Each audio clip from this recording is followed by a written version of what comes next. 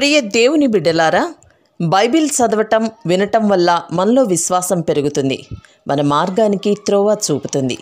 సమస్త జనులను శిష్యులనుగా చేయుడి మత్తయి 28:19 వచనంలో దేవుని వాక్యం తెలియచేస్తోంది. తెలుగు బైబిల్స్ను ఆర్ఆర్కే మూర్తి గారు రీసెర్చ్ చేసి విశ్లేషణ చేసిన బైబిల్లోని ప్రతి అధ్యాయాలను వచనాలను వరుస క్రమంలో అనగా ఆదికాండం నుండి ప్రకటనా గ్రంథం వరకు ఇవ్వబడుతుంది. ప్రతి ఒక్కరూ ఆధ్యాత్మికంగా విశ్వాసంలో బలపడి మీ జీవితంలో ఎదుర్కొంటున్న సమస్యల నుండి విడుదల పొందండి. ప్రతి ఒక్కరూ మీ దీవెన టీవీని సబ్స్క్రైబ్ చేసి ఈ వాక్యాన్ని లైక్ చేసి మీ మిత్రులకు బంధువులకు షేర్ చేయండి. దేవుని సువార్తను ప్రకటింపబడుటలో మీరు పాలిభాగస్తులు కండి. ప్రియ శ్రోతలు, మీ బైబిళ్ళు తెరవండి. ఈరోజు మన పాఠం అపొస్తల కార్యములు 7వ అధ్యాయం 1 నుండి 35వ వచనం వరకు సావధానంగా వినండి. ఇది స్తెఫను ప్రసంగం.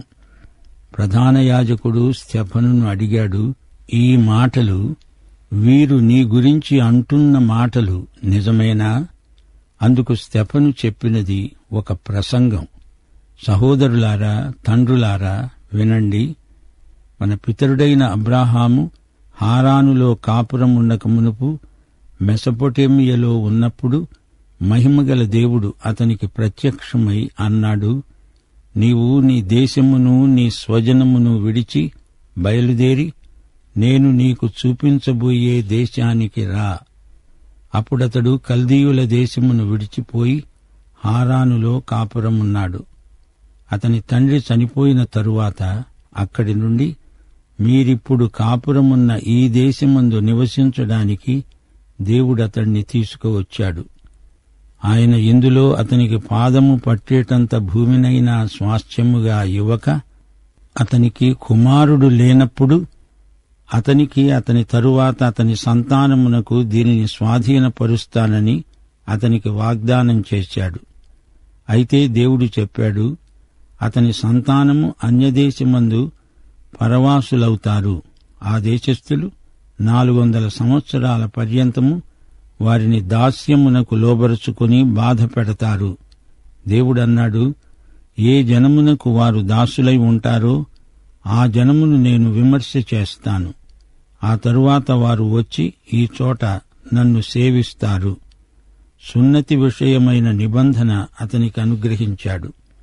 అతడు ఇస్సాకును కని ఆ నిబంధన చొప్పున 8వ రోజున అతనికి సున్నతి చేశాడు. ఇస్సాకు యాకోబును, యాకోబు 12 గోత్రకర్తలను కని వారికి సున్నతి చేశారు. ఆ గోత్రకర్తలు మత్సరపడి యోసేపును ఈజిప్టులోనికి పోవడానికి అమ్మివేశారు. గాని దేవుడు అతనికి తోడై ఉండి అతని శ్రమలన్నిటిలో నుండి తప్పించి దయను జ్ఞానమును ఈజిప్టు రాజైన ఫరో ఎదుట అతనికి అనుగ్రహించినందున ఫరో ఈజిప్టుకు తన ఇంటికంతటికీ అతణ్ణి అధిపతిగా నియమించాడు. తరువాత ఈజిప్టు దేశమంతటికీ కనాను దేశమంతటికీ కరువు బహుశ్రమ కలిగాయి. కనుక మన పితరులకు ఆహారము లేకుండా పోయింది. ఈజిప్టులో ధాన్యము కలదని యాకోబు విని మన పితరులను మొదటిసారి అక్కడికి పంపాడు. వారు రెండవసారి వచ్చినప్పుడు యోసేపు తన అన్నదమ్ములకు తనను తాను తెలియచేసుకున్నాడు. అప్పుడు యోసేపు యొక్క వంశము ఫరోకు తెలియవచ్చింది. యోసేపు తన తండ్రి అయిన యాకోబును తన స్వజనులందరినీ పిలువనంపాడు. వారు 75. యాకోబు ఈజిప్టుకు వెళ్ళాడు. అక్కడ అతడు మన పితరులు చనిపోయి అక్కడి నుండి షెకెమునకు తేబడి షెకెములోని హమోరు కుమారుల వద్ద అబ్రహాము వెల ఇచ్చి కొన్న సమాధిలో ఉంచబడ్డారు. అయితే దేవుడు అబ్రహామునకు అనుగ్రహించిన వాగ్దాన కాలము సమీపించిన కొలది ప్రజలు ఈజిప్టులో విస్తారముగా వృద్ధి పొందారు. తుదకు యోసేపును ఎరుగని వేరొక రాజు ఈజిప్టును ఏలనారంభించాడు. ఇతడు మన వంశస్థుల ఎడల కపటముగా ప్రవర్తించి తమ శిశువులు బ్రతకకుండా వారిని బయట పారవేయాలని మన పితరులను బాధపెట్టాడు. ఆ కాలమందు మోషే పుట్టాడు. అతడు దివ్యసుందరుడై తన తండ్రి ఇంట 3 నెలలు పెంచబడ్డాడు. తరువాత అతడు బయట పారవేయబడినప్పుడు ఫరో కుమార్తె అతణ్ణి తీసుకొని తన కుమారుణ్ణిగా పెంచుకున్నది. మోషే ఈజిప్టు వారి సకల విద్యలను అభ్యసించి మాటలయందు కార్యములయందు ప్రవీణుడై ఉన్నాడు. అతనికి 40 ఏండ్లు నిండవచ్చినప్పుడు ఇశ్రాయేలీయులైన తన సహోదరులను చూడాలని బుద్ధి పుట్టింది. అప్పుడు వారిలో ఒకడు అన్యాయము అనుభవించడము అతడు చూచి వానిని రక్షించి బాధపడిన వాని పక్షమున ఈజిప్టు వాడిని చంపి ప్రతీకారం చేశాడు. తన ద్వారా తన సహోదరులకు దేవుడు రక్షణ కలుగజేస్తాడన్న సంగతి వారు గ్రహిస్తారని అతడు తలంచాడు. గాని వారు గ్రహించలేదు. మర్నాడు 2 పోట్లాడుకుంటూ ఉంటే అతడు వారిని చూచి అన్నాడు, అయ్యలారా, మీరు సహోదరులు, మీరెందుకు ఒకనికొకడు అన్యాయం చేసుకుంటున్నారు? అతడు వారిని సమాధానపరచాలని చూచాడు. తన పొరుగువానికి అన్యాయము చేసినవాడు అన్నాడు, మా మీద అధికారిగా తీర్పరిగా నిన్ను నియమించిన వాడెవడు? నీవు నిన్న ఈజిప్టు వాడిని చంపినట్లు నన్ను చంపదలచావా? అతడు మోషేను తోసివేశాడు. మోషే ఆ మాట విని పారిపోయి మిద్యాను దేశములో ప్రవాసముండి అక్కడ 2 కుమారులను కన్నాడు. 40 ఏండ్లైన పిమ్మట సీనాయి పర్వతారణ్యమందు ఒక పొదలోని అగ్ని జ్వాలలో ఒక దేవదూత అతనికి అగపడ్డాడు. మోషే చూచి ఆ దర్శనమునకు ఆశ్చర్యపడి దానిని నిదానించి చూడడానికి దగ్గరికి రాగా ప్రభువు వాక్కు అతనికి వినపడింది. నేను నీ పితరుల దేవుణ్ణి, అబ్రహాము, ఇస్సాకు, యాకోబుల దేవుణ్ణి. అది విని మోషే వణికిపోయి నిదానించి చూడడానికి తెగించలేదు. అందుకు ప్రభువు అతనితో అన్నాడు, అధికారినిగాను తీర్పరినిగాను నిన్ను నియమించినవాడు ఎవడు అని వారు నిరాకరించిన ఈ మోషేను అతనికి పొదలో కనపడిన దేవదూత ద్వారా దేవుడు అధికారిగా విమోచకుడుగా నియమించి పంపాడు. ప్రియ శ్రోతలు, వింటున్నారా? స్టెఫను ప్రసంగం ఎంతో దీర్ఘమైనది. చారిత్రక సత్యాలను స్టెఫను తన జాతీయులకు జ్ఞాపకం చేస్తున్నాడు. చరిత్రకు దేవుడైనవాడు ఈ సంఘటనలను జరగనిచ్చాడు. ఆయన వేలి కదలిక చొప్పున చరిత్ర నడిచింది. సహోదరులారా, తండ్రులారా అని వారిని సంబోధిస్తున్నాడు. స్టెఫను ప్రసంగం అబ్రహాముతో మొదలైంది. అబ్రహాము ఎక్కడివాడు? మెసొపొటేమియా వాడు. అబ్రహాము ఊరి పేరే ఊరు. అబ్రహామును దేవుడు పిలిచాడు. కల్దీయుల దేశాన్ని విడిచి హారానులో ఉన్నాడు. అయితే తన తండ్రిని తనతో కూడా తెచ్చాడు.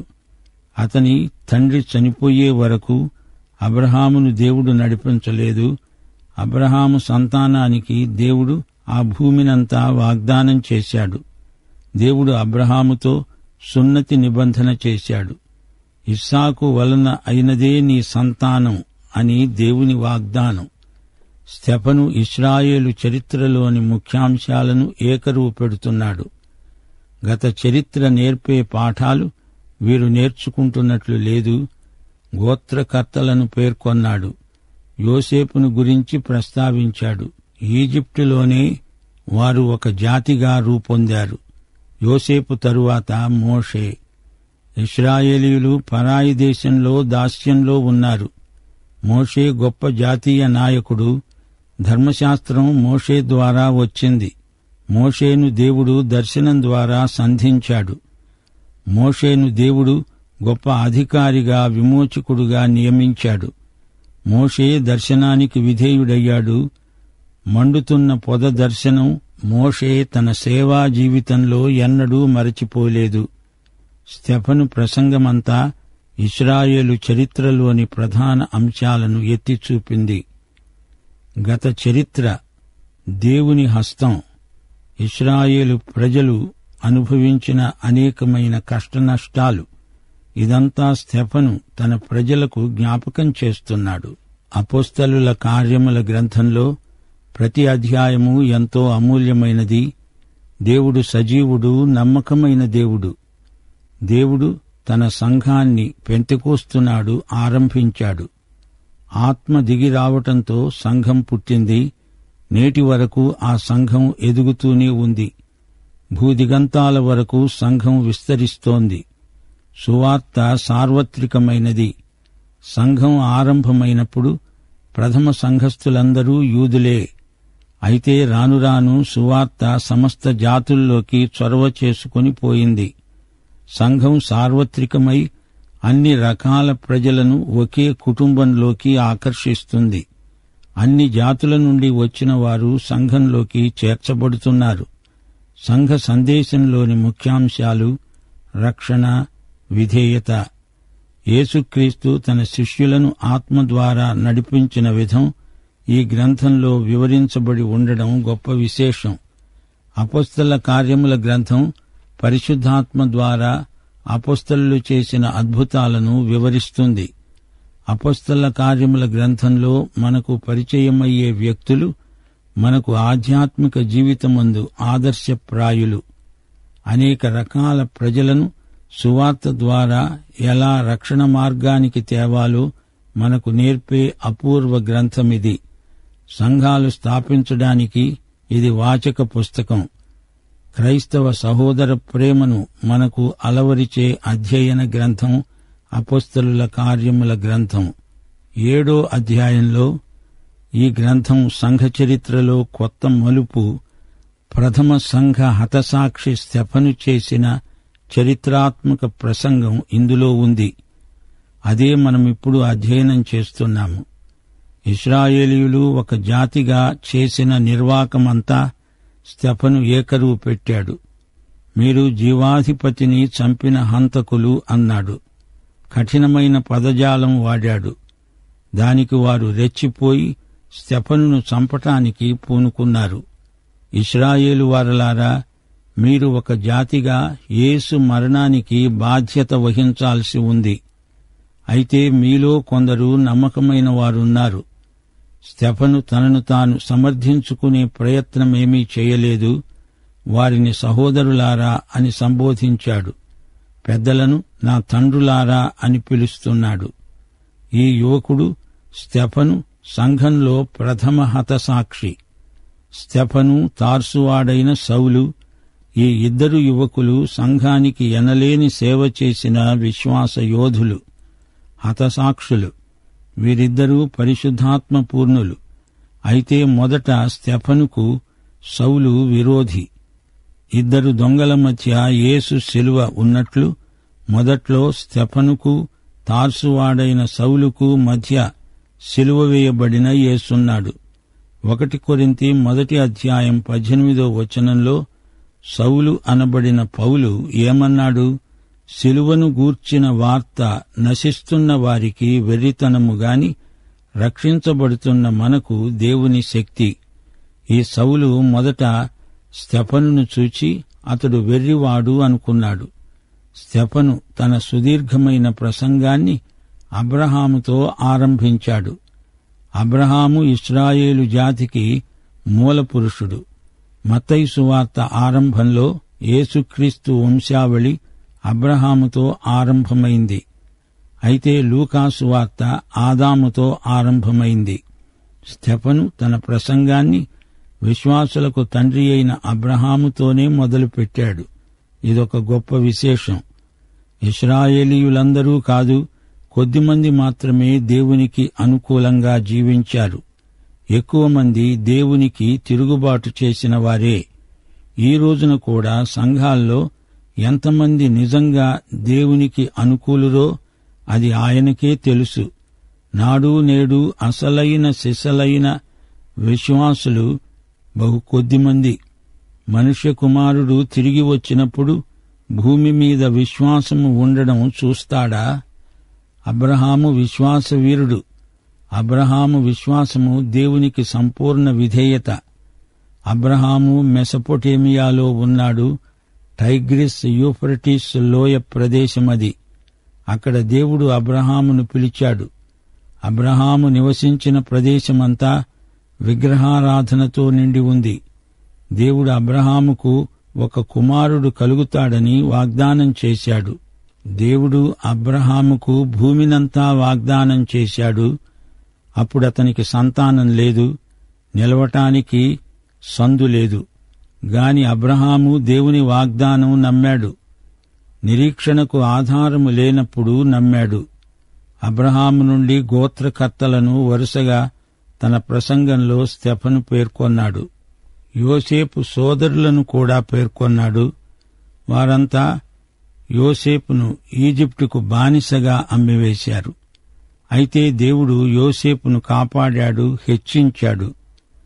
పాత నిబంధనకు పరిశుద్ధాత్మ వ్యాఖ్యానం స్టెఫను నోట వెలువడింది. అందుకే స్టెఫను ప్రసంగం ఎంతో ముఖ్యమైంది. దేవుడు ఈజిప్టు నుండి ఇశ్రాయేలును విడుదల చేశాడు, విమోచించాడు. మొదట్లో వారు మోషేను వెంబడించడానికి నిరాకరించారు, తిరుగుబాటు చేశారు. దారి పొడుగునా మోషేకు ఆ ప్రజలతో సమస్యలే, ఇబ్బందులే. రెండో రామసేసు అప్పుడు ఫరో. అతని తరువాత మోషే ఫరో అవుతాడు. ఫరో కుమార్తె మోషేను పెంచుకున్నది.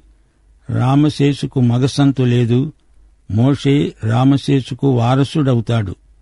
ఈజిప్టు కళలన్నిటిలో మోషే పట్టభద్రుడయ్యాడు. ఈజిప్టు సంస్కృతి, వారి శాస్త్ర విజ్ఞానము ఎంతో గొప్పవి. ఈ రోజున కూడా చరిత్ర పరిశోధకులు అప్పటి ఈజిప్టు నాగరికతను గురించి ఎంతో ఆశ్చర్యపోతూ ఉంటారు.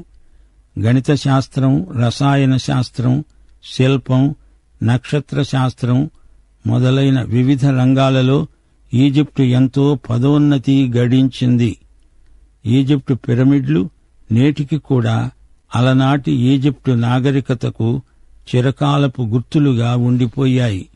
ఫరో కుమార్తె దత్తు కొడుకు మోషే. అతనికి విద్యాబుద్ధులు గరిపి అతణ్ణి గొప్ప వ్యక్తిగా తీర్చిదిద్దాలని ఫరో కుమార్తె ఎంతో శ్రద్ధ తీసుకున్నది. గాని ఈ విద్య, ఈ విజ్ఞానము దైవ సేవకు ఎందుకు కొరగానివే. 1 కొరింథీ 2:14 ఇదే మాట అంటోంది. ప్రకృతి సంబంధి అయిన మనుష్యుడు దేవుని ఆత్మ విషయములను అంగీకరించడు. అవి అతనికి వెర్రితనముగా ఉన్నవి. అవి ఆత్మానుభవము చేతనే వివేచించదగినవి. గనుక అతడు వాటిని గ్రహించజాలడు. 40 సంవత్సరాలు మోషే ఈజిప్టులో ఎన్ని కళలు నేర్చినా అవి దేవునికి ఎందుకు పనికిరావని మోషే గ్రహించాడు. అందుకే అతణ్ణి మిద్యాను అరణ్యము అనే శిక్షణ శిబిరంలో పెట్టాడు దేవుడు. ఇశ్రాయేలు తన ప్రజలు, వారిని కాపాడాలి. అయినా ఇశ్రాయేలీయులు అతణ్ణి ఒక పట్టున అంగీకరించరు. అందుకే మిద్యాను అరణ్య విశ్వవిద్యాలయంలో అతడు పట్టభద్రుడు కావాలని దేవుడు సంకల్పించాడు. దేవుడు మోషేతో అన్నాడు, ఈ ప్రజల మూలుగు నేను విన్నాను. దేవుడు వారిని, వారి జాతిని కాపాడుతాడు. వారి అక్కర తీరుస్తాడు, వారిని విమోచిస్తాడు. వారికి మోషేను నాయకుణ్ణిగా ఇచ్చాడు. అలాగే మన రక్షణకు దేవుడు మనకు మోషే కంటే శ్రేష్ఠుడైన యేసునిచ్చాడు. దేవునికి స్తోత్రం. ఇందులో మనది అంటూ ఏమీ లేదు. అందరూ పాపముల చేత అసహ్యకరమైన ప్రజలు. అందరూ నశించిన వారే నరకపాత్రులే. అలాంటి మనల్ను ఆయన రక్షించాలని రక్షకుడైన యేసును మనకు అనుగ్రహించాడు. ఇశ్రాయేలు జాతీయ చరిత్రలో దేవదూతల పాత్ర ఎంతైనా ఉంది. 35 మోషేకు పొదలో కనపడిన దేవదూత ద్వారా దేవుడు మోషేను అధిపతిగా, విమోచకునిగా, అధికారిగా నియమించి పంపాడు. ధర్మశాస్త్ర ప్రదానం మోషేకు దేవదూతల ద్వారానే జరిగింది. క్రిస్మస్ కథలో దేవుని దూతలు నిర్వహించిన పాత్ర ఎంతో గొప్పది. దేవదూతలు ఈ వార్తలను ఇశ్రాయేలు ప్రజలకే అందిస్తారు. మరియకు, యోసేపునకు, జకర్యాకు, కాపరులకు పరలోకపు కబురు తెచ్చింది దేవదూతలే. అయితే సంఘయుగంలో ఆ విధంగా దూతలు కబురు తేవడం జరగదు. అయినా మనకిప్పుడు దేవుని దూతలతో ఏం పని? మనలో దేవుని పరిశుద్ధాత్మ ఉన్నాడు గదా. అయితే అలనాడు ఇశ్రాయేలు జాతికి దేవదూతలు సమాచారం అందించేవారు. వారే వీరికందరికీ వార్తావహులు. గమనించారా? స్తెఫను సుదీర్ఘమైన ప్రసంగం చేశాడు. స్తెఫను అసలు గ్రీకులలో నుండి వచ్చిన యూదుడు. యూదేతరులకు సువార్త ప్రకటించే దేవుని సంకల్పం స్తెఫనులో నెరవేర్పు బిందువును సూచిస్తోంది. ఇశ్రాయేలు చరిత్రలో నుండి స్తెఫను తన హతసాక్ష్య ప్రసంగంలో అనేక సంగతులు తవ్విపోశాడు. క్రైస్తవ సేవను స్తెఫను బలపరిచాడు, సమర్థించాడు. చరిత్ర పరిణామంలో దేవుని చిత్తం ఎన్ని మలుపులు తిరిగిందో స్తెఫను సోదాహరణంగా చూపుతున్నాడు. దేవుని ఆశీర్వాదాలు ఇశ్రాయేలీయులకు, దేవుని ఆలయానికి మాత్రమే పరిమితం కావు. దేవుని సార్వత్రిక సంకల్పం భూదిగంతాల వరకు పర్యాప్తమై ఉంది. ఇశ్రాయేలు చరిత్రలోని ప్రతి ప్రముఖ వ్యక్తి ఒక ఆధ్యాత్మిక సత్యానికి సంకేతంగా స్తెఫనుకు కనపడుతున్నాడు. అబ్రహాము దేవుని సంకల్పసిద్ధికి బలమైన సాధనం. దేవుడు పిలిచినప్పుడు తానెక్కడికి పోయేది తెలియకుండానే అబ్రాహాము దేవునికి విధేయుడై బయలుదేరి వెళ్లాడు. విశ్వాసులందరూ అంతే. స్తెఫను, నీవు, నేను అంతే. అబ్రహాముకు ఉన్న నిరీక్షణ గొప్పది. దేవుని పిలుపును అబ్రహాము సందేహించలేదు. భవిష్యత్తు ఆయన చేతిలో ఉంది. ఆయన నడిపిస్తాడు. మనం ఆయన వెంట నడుస్తాము. ప్రియ సోదరా, సోదరి, నీవు ఈ యేసు ప్రభువును నీ స్వంత రక్షకుడుగా, రాజుగా ఎరుగుదువా? దేవుడు నిన్ను దీవించునుగాక. తండ్రి ప్రేమ, కుమారుని కృప, పరిశుద్ధాత్మ అన్యోన్య సహవాసము మనకందరికీ సదాకాలము తోడై ఉండునుగాక. ఆమేన్.